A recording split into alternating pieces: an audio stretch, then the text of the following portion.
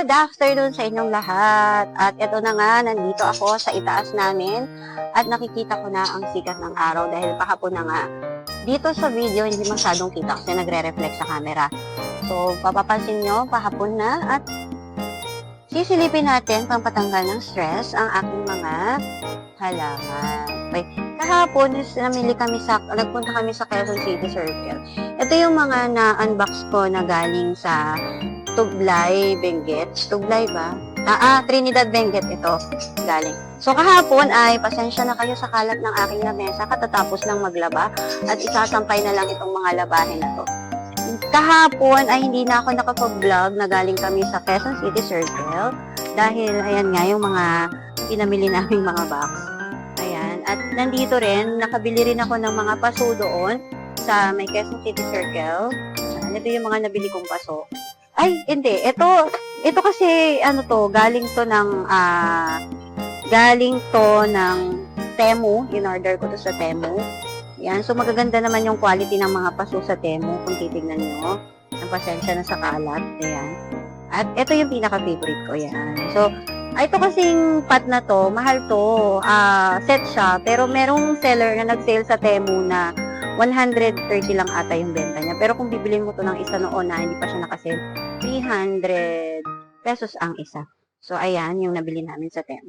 Ito na nga, i-unbox ko na nga yung, i-unpack, naka-unpack ba? Ano ba? Ano ba tawag pag nasa plastic? Unplastic natin. Ganun ba yun? Kailis naman. So, ito yung mga nabili ko sa Quezon City Circle. Nagdaan kami sa sinadya talaga namin yung Quezon City Circle kasi meron ako gustong makita doon ng mga cactus and succulents. Kasi pinag-iisipan ko talaga na ng alaga ng cactus. Kasi hindi ko pa talaga na-experience mag-alaga ng cactus ever since. Siguro ang first cactus ko ay gymno na nag-flower na siya. Yun yung first cactus ko na namatay. Kasi nga wala naman akong sikat ng araw dati doon sa bahay. So ito, ayan. Natin. Nabili ko to sa Quezon City Memorial Circle. Ayan. Isa-isahin natin. Ito. Ayan. Meron iba't ibang klase nito na malungkot, masaya, neutral. So, ang binili ko yung neutral lang. Tapos, ito pa. Ayan.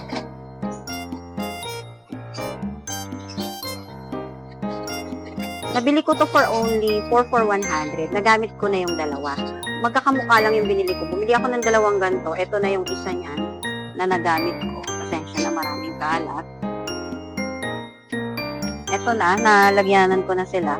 So, dalawang ganyan yung nabili ko. Itong face na ito, tsaka itong isa. Ayan. Diba? Ang galing. Ayan. Meron pa akong mga tiklupin dito na hindi ko pa natatapos tiklupin. So, tapos, nakabili din kami sa Quezon City Circle ng rosemary. Ayan. Alam niyo kung bakit ako bumibili ng rosemary? Kasi gusto ko pa nga itong padamihin. Gusto ko isang buong ganito, puro rosemary. Kasi dito, pagka umaakyat ka, naaamoy mo sila ang bango-bango. Ganun yung tarragon. Yung tarragon naman, ito ay sa, para sa tsaa. Nilalagay siya sa tsaa. Itong rosemary, ganun din. Pwede din siyang ilagay sa tsaa. Tsaka itong oregano, pwede rin siyang ilagay sa tsaa. Pagka naman nangangailangan kami ng sausawan, ayan, itong mga sili, o kaya kung gusto namin maanghang yung niluluto namin, ito yung sili. Ayan. Magdadagdag pa ako, marami na akong oregano. Itong mga oregano, ire-repat ko to. Magkakat lang ako dyan, tapos magtatanim ako ng mga oregano. Kasi grabe talaga. Itong mga halaman na to, ang bango-bango nito sa umaga. Pagka nandito ko sa umaga o kaya sa gabi, tatambay ka dito sa itaas, ang bango-bango nila. So, ayan, i-ano na natin yung mga paso. Ito ay mga binili ko. Ito kasi medyo malalaki siya. 3 for 100. Alam mo kasi, pag naghahalaman ka talaga, kasama sa buhay yung pagbili ng pots. Medyo may kamahalan nga lang, nauubos yung budget ko. Ayun. Nauubos yung budget ko sa pag-ano ng pots. Kasi ang mahal ng pots. Pero ito nakuha ko lang siya for only 3 for 200 pesos. Sa may Quezon City Circle. Kaso yung event na yun hanggang Sunday lang daw. Yung isa, napaglagyan ko na siya ng snake plant. Nagbalik loob kami sa snake plant. Tapos ito, kasi ang sabi ng asawa ko, parang gusto niya ng snake plant. So gusto ko rin ng snake plant. Kasi dati yun talaga yung business ko, yung pagtitinda ng snake plant. Kaso nga lang, nung nag-pandemic, malakas kami noon sa pandemic. Doon talaga, nakabili ako ng gamit nung pandemic. Nakaipon, Ayan, kaya kahit paano, nakapag, ano, sa snake plant na ayaw matanggal. Punitin na nga lang natin. Ayan. 3 for 100, yung nabili ko nito. Marami siyang klase, pero ito yung nagustuhan ko kasi para siyang vintage. Parang luma ba? Ayan, maganda nga siya. So, itong mga ito, yung isa kong nabili, matangkad yun, 3 for 100 yun. 3 for 200 yun. Tapos ito naman, yung mga maliliit is 4 for 200. So, yan yung mga nabili ko sa Quezon City Memorial Circle. Yan. So, diba, ang gaganda nila. Tapos, meron din kami, ito i-flex ko lang, hindi ko kasi ito masyadong na-flex nung nag-repat ako. Pero kasi ito, hindi ko na siya gusto, parang ayoko na siyang i-repat. Gusto ko sana mangyari, gagawa ako ng table rack, plant rack para sa mga cactus naman. So, pagsasama-samahin ko na yung mga cactus. Dito sa taas, parang ang bala ko, puro mga succulents. Tapos doon naman sa terrace namin ay puro mga cactus naman. Kasi meron pa kaming maliit. Nagpagawa ako ng maliit na terrace doon sa ibaba namin. So ito, hindi ko alam yung mga ID nito. Aalamin ko pa kung ano yung mga ID niyan. Kasi, nakalimutan ko yung mga sinabi. Hindi kasi ako matatanda. Ay, mahina yung memorization ko pagdating sa mga ganti. Nakalimutan ko yung sinabi sa akin na pangalan ng bawat isa. Siguro yung mga nandyan na nanonood, nyo na lang, comment nyo na lang kung ano yung mga pangalan ng cactus na to. Ito, nabili ko to sa Quezon City Circle, String of Hearts ito. Ito naman ay, ang sabi ay Taiwan clone. Ayun pa yung tag niya. Hindi pa inaalis. Yan, Taiwan clone. Tapos, ayan, nabili ko yan din doon sa Quezon City Circle. Nakasabay ko yan binili sa isang seller lang. Ang pangalan ng seller ay Jackie Potter. Tapos, ayan, parang may something na nakalagay din sa ibabaw. Babrushin ko na lang. So, meron ako ditong binili na pang brush. Ayan. Minsan kasi, nalalaglagan sila ng kung ano-ano na dumi or something. Ayan. Kaya bumili ako ng malambot na brush para kung meron akong mga tatanggalin na mga alikabok, madali kong matanggal. Ayan. Tatanggalin natin. Para kasi merong dumapo, something na dumapo doon. Dumi. Ayan.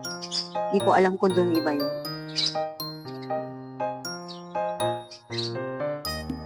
Hayaan na nga natin. Ayaw niya matanggal, siguro talagang dun siya. So, ayan, hindi ko alam kung ano yun. Wala naman akong channel pantanggal. Pabayaan na nga natin siya. Ayan, tapos ayun pa, hindi ko rin sure kung ano yung dumapo na yun. Ay, parang nagkasugat siya. May na ibon. Ayan parang meron something na bukas siya. Wala. Diba? Ayan, ayan din. Galing to doon sa Quezon City Memorial Circle. So, ito, yan. Ito yung ganyan yung klase ng cactus na nauna kong nabili. Pero malaki dyan ng konti yun. Ito kasi medyo maliit kasi laki lang yata ito ng 10 pesos. Ayan, saka ito. Ayan. So, ito yung mga nabili ko sa Quezon City Memorial Circle. Meron pa akong mga cactus na i-flex, kaso nga lang nandun sila, hindi ko masyadong makita. So, that's all for today. Finlex ko lang yung mga nabili kong pots at saka yung mga cactus na nabili ko sa Quezon City Memorial Circle. By the way, pag pumunta kayo sa Quezon City Memorial Circle, ang presyo ng parking doon is only 5 pesos pag motorcycle. I'm not sure kung kotse, hindi ko sure kung magkano ang parking. Pero mura lang, kayang-kaya niyong mag-park ng murang halaga. At saka ang laki ng space nila for parking. So that's all for today. Please don't forget to subscribe, like, and click the notification bell para sa mga bagong videos na i-flex ko sa inyo. Thank you!